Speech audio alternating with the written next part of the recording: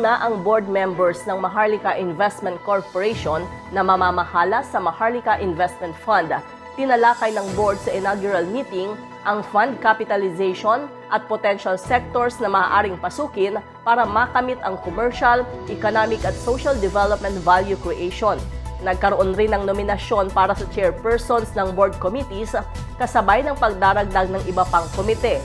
Kabilang sa mga dumalo sa meeting ay sina Finance Secretary Benjamin Jokno na umuupo bilang Board ex-officio Chairman at President and Chief Executive Officer Rafael Consing Jr.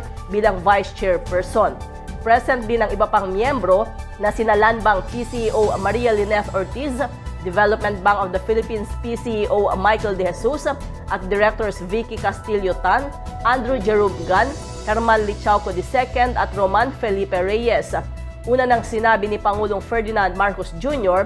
na ang Maharlika Investment Fund ay nakadisenyo para sa pangmatagalang economic development sa pamagitan ng pagpapataas ng pamumuhunan sa high-impact sectors.